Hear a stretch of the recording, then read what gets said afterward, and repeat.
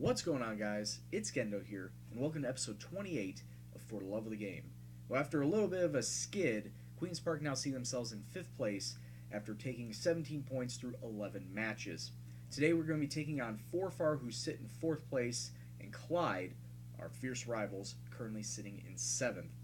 As I said, Forfar in 4th place, they're 1 point ahead of us. Cowdenbeath sit 2 ahead, Albion Rovers 3, and Berwick are currently leading the league, and they are 5 points ahead of us. Not too far away, not that unreachable, but we need to get a little better in terms of how to settle some of these results. As you can see, we are 5-2-4, and there's a stretch where, as you can see right here, of 5 matches we didn't win a single one, which thoroughly contributed to us dropping out of first place.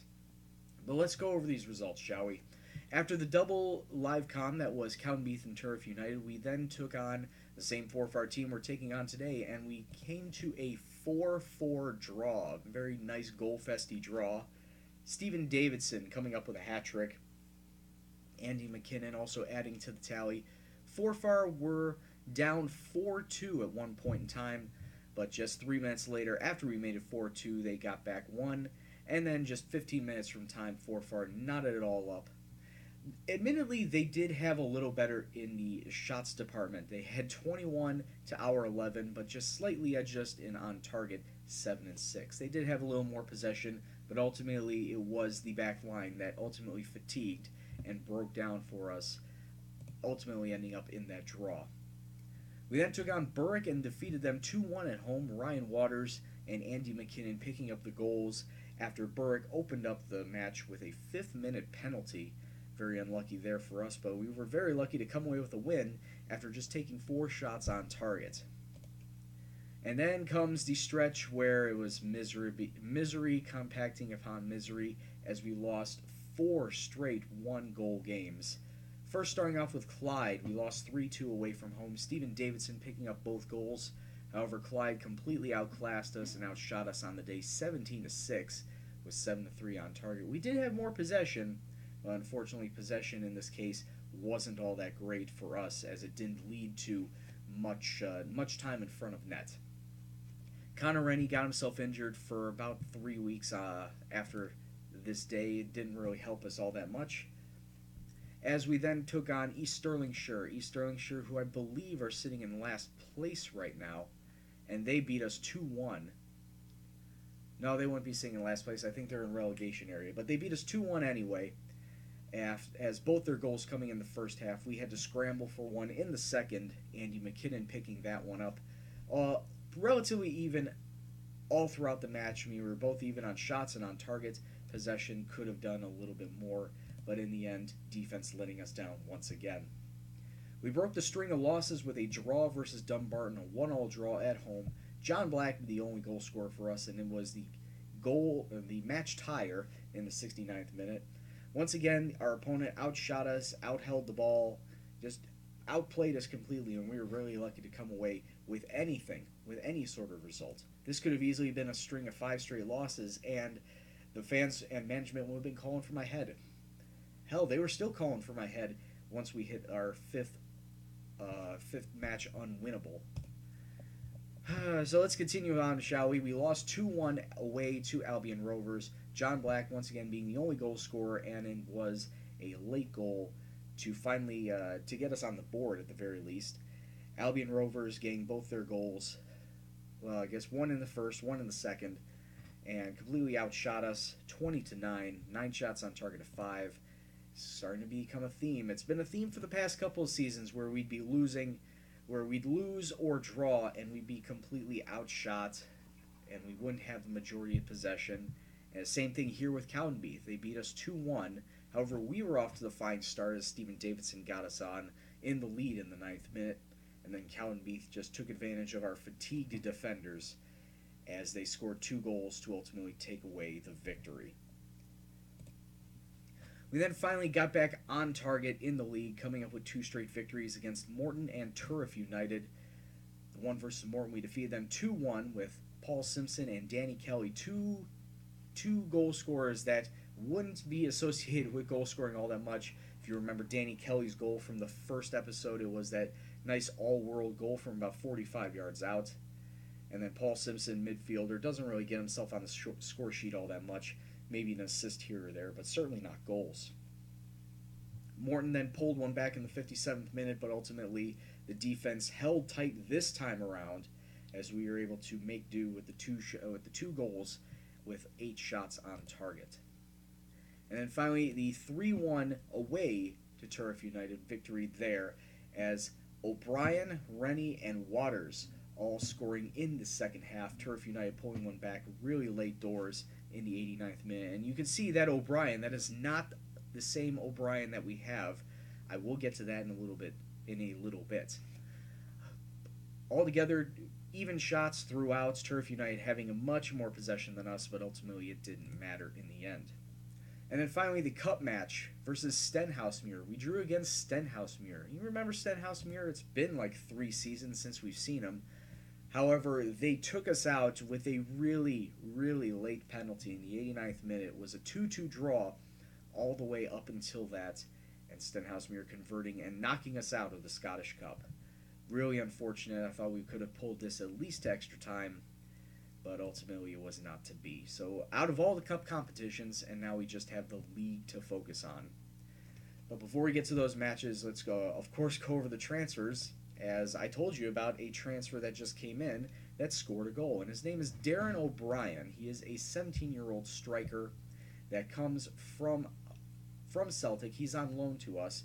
Basically, I needed a little more options up front as Kenny O'Brien was out injured and Ryan Waters wasn't doing all that great. I wanted to have a little more variety up front, and maybe with this striker that I brought in, it would cause the strikers that are having problems to try and up their game. I don't know.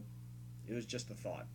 But in his first match, in his first and only match so far, he did get a goal, and he played very well, so hopefully he will continue to factor in to our squad. And then the second and final in since the last time we came in, or since the last time we met, is Martin McNiff, and he's primarily a center back, but he can also play defensive mid or center mid in case I want to use different formations and try to fit him in. Now that I actually have a proper defensive mid, maybe I can use a 4-5-1 or a 4-1-4-1, something along those lines, just to try and give different looks. But I'll figure that out somewhere down the line. He is 29 years old. He's also a Scotsman, and he's fairly average. He's more of a backup center back at this point in time. But like I said, if I use a formation that has a defensive mid that allows a defensive mid to play, you can bet yourself he will be on the field. And then with the outs, there are several under-20s that are going out, but the only one from the main squad is Harry Patterson. And Harry Patterson, of course, being the defensive back that I was talking about last episode, where he wasn't my first choice, but I needed to have a center back because of all the injuries that I currently had on the roster. Now that I have Andy McLean and Danny McNulty back, Harry Patterson was arguing over not getting first team playing, but the times that I had him out there, he wasn't all that good, so it didn't really justify having him out. It didn't even justify him having him on the squad, so it was better for everyone just to let him go. And with that, that's going to take care of all the business up to current. Now let's get to today's match. Queen's Park at home versus Forfar. Obviously going to be at Hampton Park. Only 660 people coming out to see us. And Forfar coming out with a 4-4-2 diamond. This is a different formation than what they ran last time. They ran a 4-5-1. Of course, we're going to be staying with our 5-2-3. Scott Buchan in net. McCrory, McNulty, and Gibson, the 3 center backs. The 2 wing backs will be Hovarth and Kelly. Sitting in the middle will be Jack Downey and Callum Wallace. And the 3 strikers up front, Davidson, Darren O'Brien, and Andy McKinnon. So let's kick off and see what happens. Hope we continue on with this good run of form we've had in the league.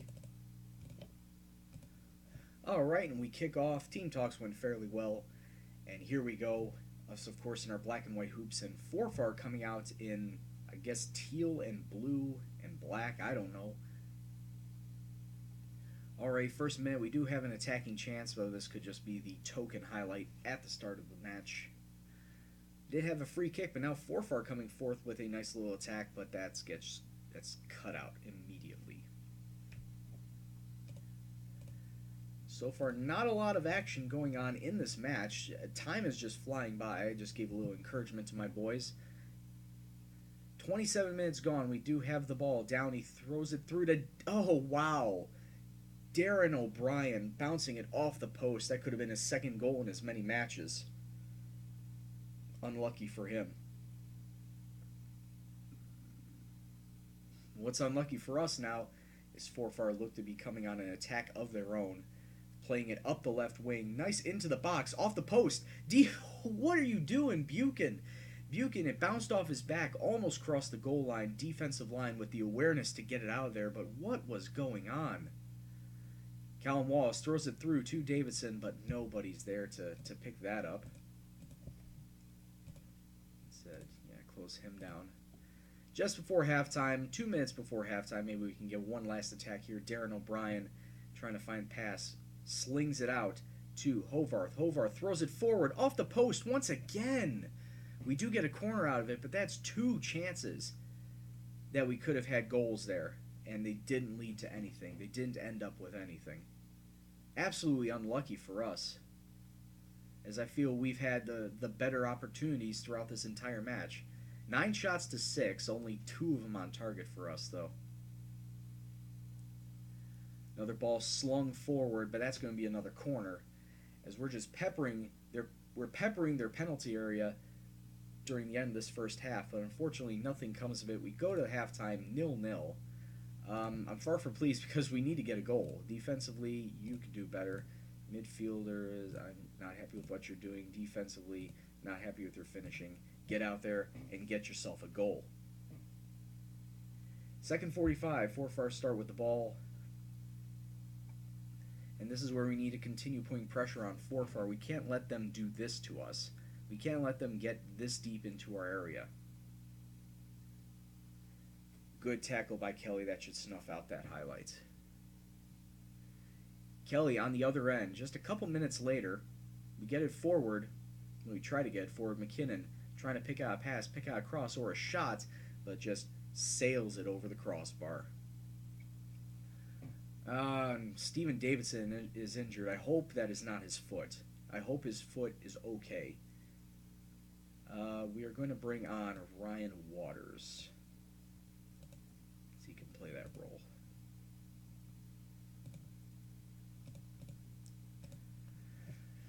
Alright, so 55 minutes gone, now 58 minutes gone. We already have to make a sub. Unfortunately, it's an injury sub. Hopefully we don't have too many more of those.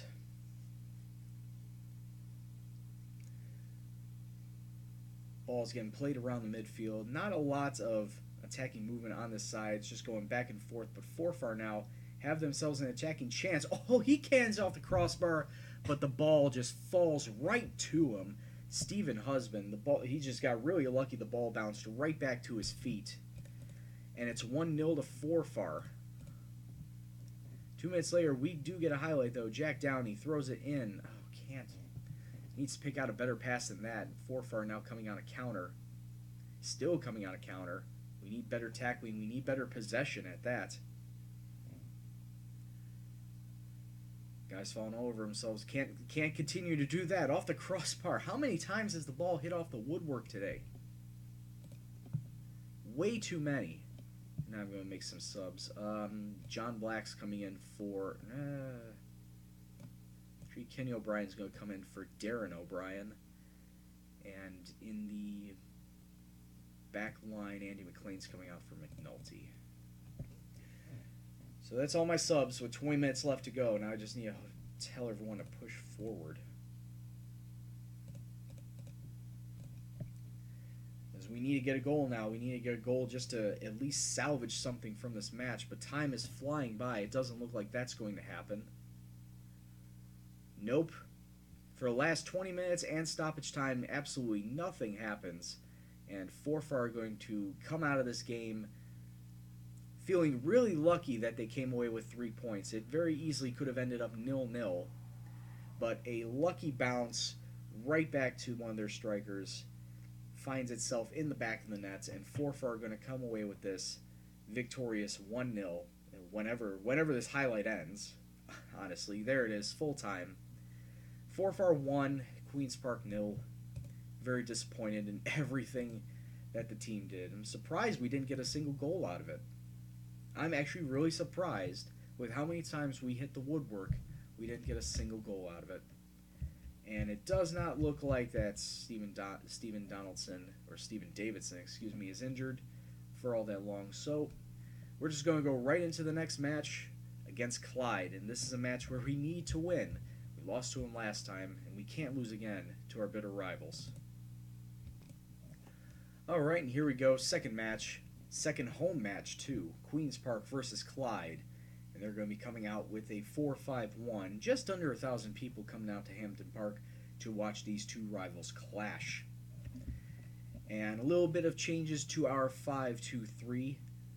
Darren O'Brien is stepping out for a little bit, and John Black is taking his place. Also, Stephen Mullen and Paul Simpson have come in for the center mid roles. And Andy McLean, that's right, Andy McLean is coming in for Ross McCrory on the defensive center. Center back, excuse me.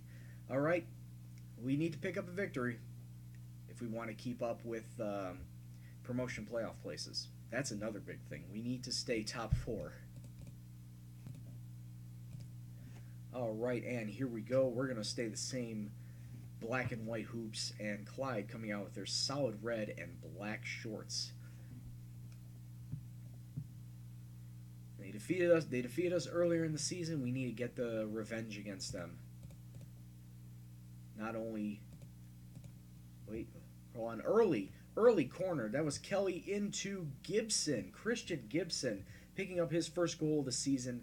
Center back doesn't usually get all that much forward, but on corners like that, definitely helps out. And here we go. 3 minutes later, we may get a second goal. Ball whipped in. We could continue, but we pass it back. Gibson, a dummy runner to Black, who smacks it off the goalkeeper. We get another corner out of it. Kelly throws it forward, but the keeper picks that one out easily. As I was saying, we need to get revenge on Clyde because 1, bitter rivals, 2, we need to stay on pace to be in those promotion playoffs. What was going on there? Buchan coming out and falling down in the middle of a melee. Fortunately, the Clyde's player cannons it over the crossbar. Doesn't even come close. And time is just zooming by in this first half. We could come up to the halftime whistle any second, as long as the ref keeps handing out yellow cards. And there it is, 1-0 at halftime. Not bad, but definitely can do better defensively. Everybody can do better. All right, let's go back out there for the second 45. And Paul Simpson not looking too hot physically, so I may have to sub him out. Even though he did come forward just a little bit right there to set up an attack, but I may have to take him off if he's going to be getting more and more fatigued this early into the half. And I'm going to do that just right now as well. May have to make a double sub. Russ Doherty is going to be coming in for you, and Steven Davidson looking a little knackered out there as well. Ryan Waters is going to come in for him. So double sub, didn't really want to make that, I should say, but if we want to continue pressuring in the attacking front, we're going to need to have a second fit striker up front. 71 minutes gone. This half's just been flying by, fortunately for us. And at the 71st minute, we have an attacking chance. Ryan Waters needs to pick out a good solid pass. He has men in the box, but elects to back pass it to Mowlin. Now we're just playing around the right side. Hovarth, who has 2 Clyde players around him, throws the ball forward. Ryan Waters has options. Oh, he was offside? Damn. He did have options in the center. He could have passed it off too. But now I need to make one more sub, and it's going to be Martin McNiff coming on for Danny McNulty, who not only has a yellow, but looks pretty knackered out there as well. So for the last 12 minutes, just need to tighten up. 8 minutes left to go. We do have an attacking chance. You can't give the ball away like that. Keep it in their attacking half. It's always a good idea. Back towards the corner. Can we keep control of it? No. Clyde, get the ball back. 7 minutes and change. Good interception. Throws the ball forward. Just throw it to one of the three strikers up front. Something will happen. Waters gets round one to McKinnon. That's a goal, and that's 2-0. And that should most likely be the end of this match. With a little less than 7 minutes plus stoppage time remaining, this should be the end of the match. But I may speak too soon, as now Clyde have an attack with just 4 minutes to go. Coming forward, some good passing attacks, but a great defensive cutout right there, sending it all the way back to the Clyde goalkeeper. Some great end-to-end play from both teams. We just need to hold on to possession at this point. Oh, Clyde over the top. Good save by Buchan. Cutting that out. Tighten up for the last 2 minutes of stoppage time. 45 seconds left to go in this match. Don't know if there's going to be another goal here, but more than likely, bad foul. More than likely, it will be a Queen's Park victory.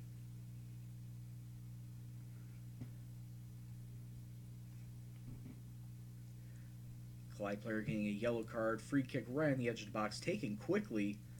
Though it doesn't really matter at this point in time. Time ticking down, 5 seconds left to go before the end of this match. And there it is, full time. Queen's Park victorious over Clyde, 2-0. Congratulations, boys. A good win for us. That should put us back into 4th place. Yes, it does. As you can see, we jumped over Cowdenbeath for the time being, since they still have their match yet to play. But being in 4th place for right now is always good. Though being in 1st place is even better. But we can only try to get back up there.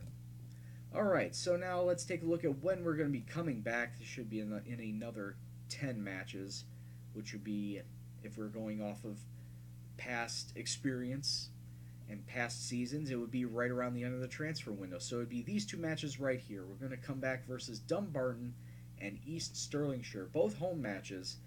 And like I said, right around the end of the transfer window, that's going to bring in some interesting storylines in case one of our players, or more of our players, go out, get stolen by somebody else.